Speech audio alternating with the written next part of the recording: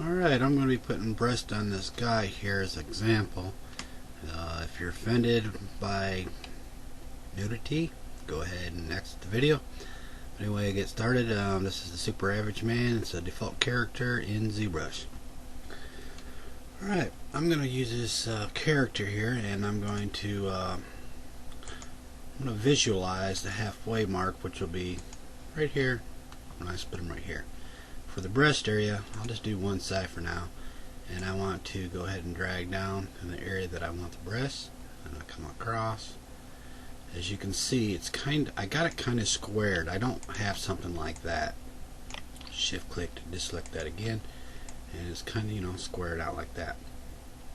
Then I'm going to hold the control key, and the manipulator is going to change, and I can extrude it, but I'm not going to extrude it right now. If the manipulator don't work, we can use the sweep option and just tap the space bar before it goes in one direction. Double click right there to validate it. Now if I subdivide it, well, evidently it does not look round at all. So what I'll do here, I'll remove the history of the subdivision right there. We'll go to edit, and we're going to go ahead and clone this character, and we're going to bring them over here, maybe up a little bit. Alright, I'm going to subdivide it to 2, and since it's cloned, when it's selected, I'm going to move the subdivision with this little arrow, not the lightning bolt. Now I got a lower subdivision I'm going to be working on, and anything I do this lower subdivision one, it will update it on the higher one, so I can visualize what it's going to look like. So, with that said, I'm going to go ahead and be tackling the edges on each four corner here, kind of, because it's kind of hard. Be tackling them kind of first. So we'll go to UV and paint, and we'll use the soften brush. So let's go ahead and adjust your size of your cursor, or might want to kick the strength down just a little bit, and you can see that update over here. What I'll do is I'll get started on the model, and I'll just glance over at the other one real quick, see how it's looking. When I get it kind of close, just go ahead and flatten that right on out.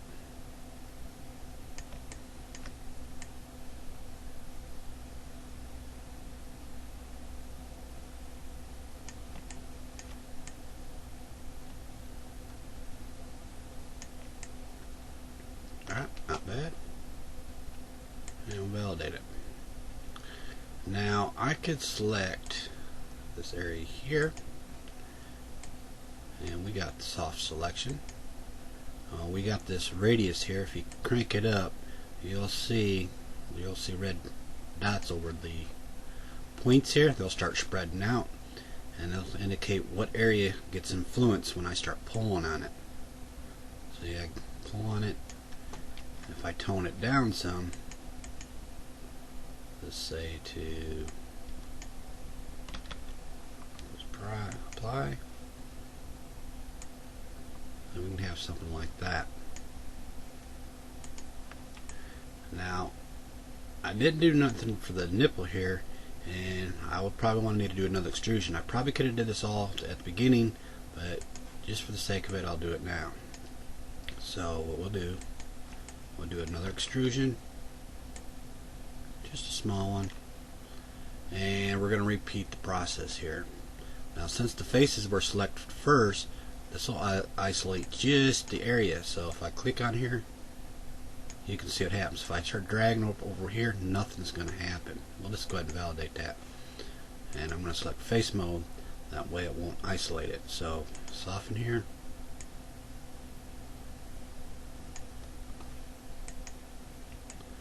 and we got other brushes that we can use. We can use pinch, inflate. You'll probably want to use the inflate here. Inflate works pretty good.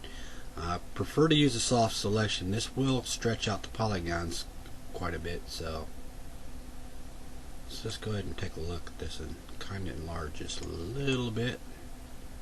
Then we're going to kick down the brush size here.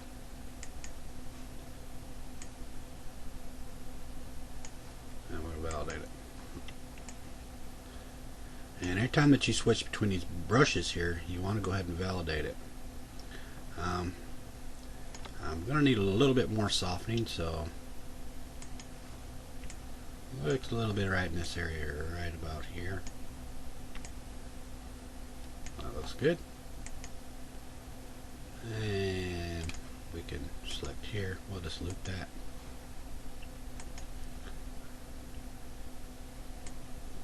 Tone that down just a little bit. And you can move that to however you want it. You can scale it in or move it to the side or whatever you want to do. I'm going to go ahead and shift click right here. See if I can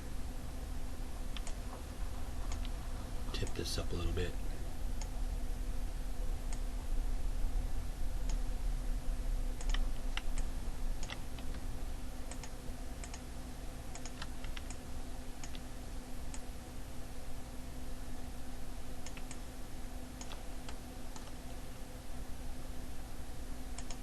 This is just all tweaking. It's pretty simple to do.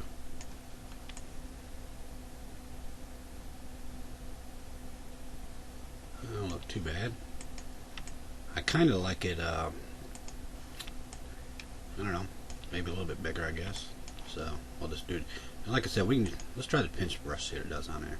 I'm just kind of experimenting around. Give it a pinch right there a little bit, where the nipple ain't so, you know, it'll pinch it together. And I do want to make it, use the inflate. I do want to do this outside a little bit bigger, so this needs to go way up. Let's try 6. I need to go more than that. Sometimes I just use a slider here, and sometimes it just goes too much with a slider, so I have to hand do it. And like I said, always crank the strength down, because too much will go at one time when you start doing it.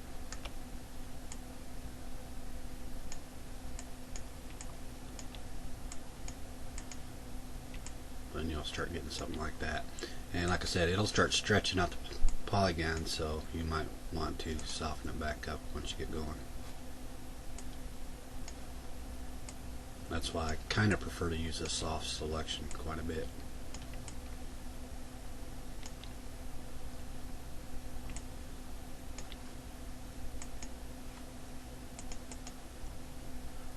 Alright, you can see here it's got a little bit faceting. That's because a little bug in hexagon here, but not a problem. You know, I could do another extrusion if I wanted to make it even more pointier. So I'll shift click these here, extrude it.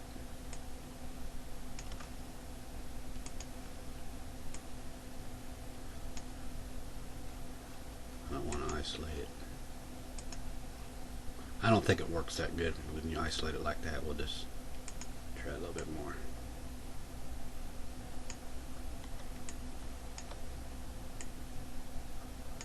And instead of inflate, I do like the soft selection quite a bit here.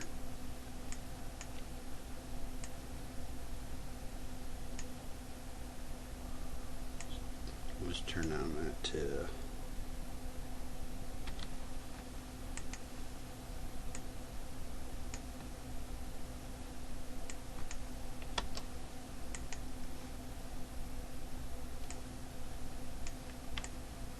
alright, it's looking a lot better. And usually when you start pulling on everything, it starts stretching out. That's why you always got to go back and use the soften brush to soften up the areas that it's really stretched out. And we'll Control Z that. I don't.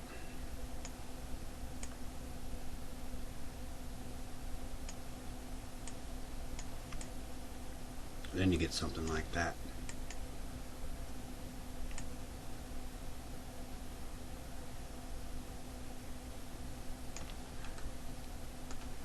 There is one area that I wanted to fix.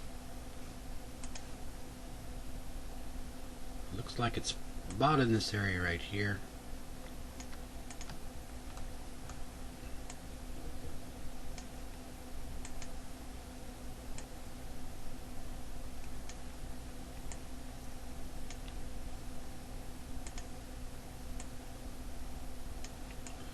And I think that's gonna do it for this video. Here's the final results. We got the higher subdivision model here on the left, the smooth one. You can see the brush here. I changed the material after I paused the video. And we got the low poly one over on the right. And the one over here on the left was going to be my final results.